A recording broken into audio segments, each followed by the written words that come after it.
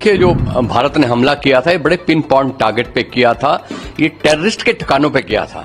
उससे पाकिस्तान बौखला गया। इन्होंने बॉर्डर को एक्टिवेट कर दिया। इन्होंने ये नहीं देखा ये सिविल एरिया है या मिलिट्री एरिया है। उन्होंने आसपास के गांवों को टारगेट किया और काफी लोग मारे गए, जख्मी हुए। इसका पूरा दोषी मैं पाकिस्तान को मानता हूं। ये पाकिस्तान की जो नीची सोच है कि नुकसान पहुंचाना है, ये नहीं देखना कि ये इनोसेंट पीपल है या मिलिट्री पीपल है। इसका पाकिस्तान को खामियाजा भुगतना पड़ेगा, क्योंकि अगर भारत इनके तरीके से सोचे, रिटेलिएट करे। इनके भी गांव बड़े बॉर्डर के नजदीक है। जो इनके दोस्त है, दोस्त कौन है? अजरबैजान, टर्की भी खुल के नहीं आया। अजरबैजान ने एक स्टेटमेंट दी। अजरबैजान की क्या है, काबिलियत क्या है? हिंदुस्तान आर्मी के मुकाबले में पाकिस्तान कहीं नहीं है। आप भीख के कटोरे के पैसे से लड़ाई नहीं लड़ सकते। आपका भीख का कटोरा, आप मांगते फिर रहे लोगों से मदद करेंगे। वो गलती ना करे लड़ाई शुरू करने की। वो फिर एक बार जैसे बांग्लादेश बना है, हो सकता है कि पीओके भारत ले ले और बलूचिस्तान इतना खड़ा हो जाए कि अपनी आजादी मांग करे तो उसको संभाल ना पाए। देखिए, जो भारत ने हमला किया था ये बड़े पिन पॉइंट टारगेट पे किया था। ये टेररिस्ट के ठिकानों पे किया था। उससे पाकिस्तान बौखला गया। इन्होंने बॉर्डर को एक्टिवेट कर दिया। इन्होंने ये नहीं देखा ये सिविल एरिया है या मिलिट्री एरिया है।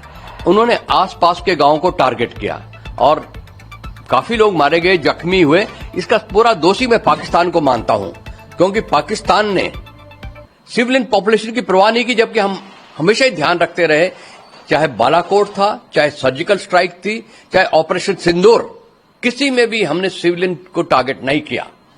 और ये पाकिस्तान की पहले से ये नीति रही है कि जो इनोसेंट लोग हैं उनको टारगेट करते हैं। पहलगाम कौन थे? सिविलियन थे, इनोसेंट लोग थे। उनको पॉइंट ब्लैंक पे रेंज पे मारा और यहां इन्होंने घर के ऊपर गोले दागे। और इन्हें पता है, पाकिस्तान वालों को पार से, बॉर्डर पार से सब नजर आता है कि ये सिविल एरिया है, सिविल के गांव है और ये मिलिट्री एरिया है।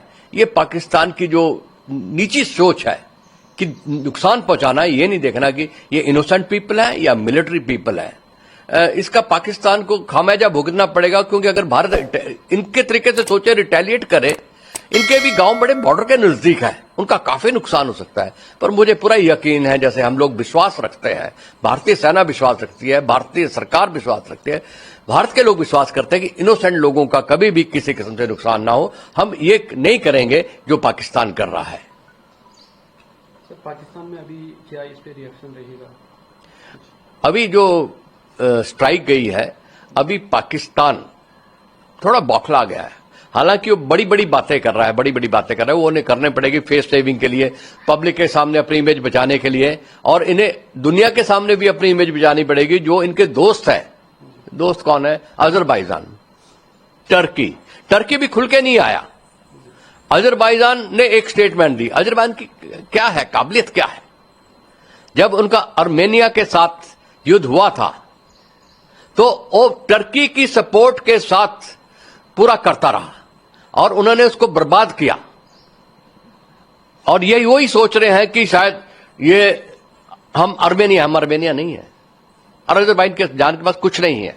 पर जो पाकिस्तान का रिएक्शन आएगा, मुझे लगता है कि वो ज्यादातर वो ड्रोन का इस्तेमाल करेंगे। वो ड्रोन लेंगे टर्की से या चाइना से लेंगे, क्योंकि उन्हें खतरा अगर वो हमारी तरफ बढ़ेंगे, उनका खुद अपना ज्यादा नुकसान हो जाएगा।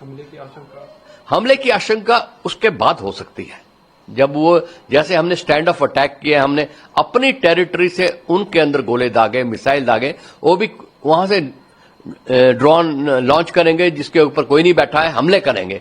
पर जब वो हमले करेंगे, उसका टारगेट क्या है? हमारे पास तो सही टारगेट थे, बिल्कुल दुनिया को पता था कि टेररिस्ट के हेडक्वार्टर है। सबको ओपनली पता था, चाहे मुरीद के था, चाहे बावलपुर था या कोटली वगैरह थे। इन सब में पाकिस्तान के ने इनको पनाह दी थी, इनको हेडक्वार्टर बनाने दिए थे। हमने तो नहीं ऐसा किया। ना हमारे पास ऐसे कोई टेररिस्ट कैंप्स है, ना लॉन्च पैड्स है, ना ट्रेनिंग सेंटर्स है। तो ये सॉफ्ट टारगेट ढूंढेंगे। सॉफ्ट टारगेट क्या है इनके पास?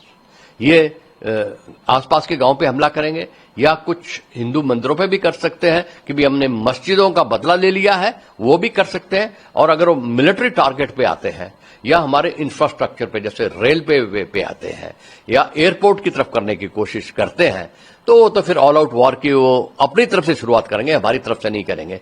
जब एक बार अगर शुरू हो गया तो पाकिस्तान के लिए बहुत मुश्किल हो जाएगा, क्योंकि बिल्कुल फैला हुआ है। अफगानिस्तान, बलूचिस्तान, उधर पख्तून ने सिर उठा लिया है और इंडिया का बॉर्डर भी सिक्योर नहीं है। इनको अपनी बड़ी दिक्कतें आएगी, क्योंकि जब हमारे साथ लड़ेंगे तो इनका जो बैक साइड है वो सेफ नहीं है, सिक्योर नहीं है। और हिंदुस्तान आर्मी के मुकाबले में पाकिस्तान कहीं नहीं है। आप भीख के कटोरे के पैसे से लड़ाई नहीं लड़ सकते। आपका भीख का कटोरा, आप मांगते फिर रहे लोगों से मदद करेंगे। और आज की डेट में सिर्फ 3 कंट्री को अगर आप काउंट कर लें, उसके अलावा पाकिस्तान का दोस्त कौन है और देने वाले कौन है? सब लोग तो उनके अगेंस्ट हुए हैं। वो भारत के साथ खड़े हो जाएंगे, चाहे फिजिकल सपोर्ट है, चाहे मॉरल सपोर्ट है, चाहे डिप्लोमेटिक सपोर्ट है, चाहे मिलिट्री सपोर्ट है, ये आएगा। और चाइना पे कर रहे हैं। चाइना और रशिया चाइना को बैलेंस कर लेगा बातचीत के जरिए। अगर आप देखें, चाइना की भी बहुत अग्रेसिव स्टेटमेंट नहीं आई है, टर्की की भी बहुत अग्रेसिव नहीं आई है। उन्हें पता है गलत कौन है, तो वो भी चाहेंगे कि भी उनकी अपनी इमेज बनी रहे। हाँ, अपने दोस्त को बढ़ावा देंगे, पर उससे ज्यादा नहीं होगा। थोड़ा बहुत चिल्लर उसके कटोरे में डाल देंगे। पाकिस्तान के लिए बहुत मुश्किल है वो गलती ना करे लड़ाई शुरू करने की। वो फिर एक बार जैसे बांग्लादेश बना है, हो सकता है कि पीओके भारत ले ले और बलूचिस्तान इतना खड़ा हो जाए कि अपनी आजादी मांग करे तो उसको संभाल ना पाए। पाकिस्तान ने अगर अपने हालत में रहना है, सही रहना है, अपनी इंटेग्रिटी बनानी है, तो टेररिज्म को बिल्कुल छोड़ दे और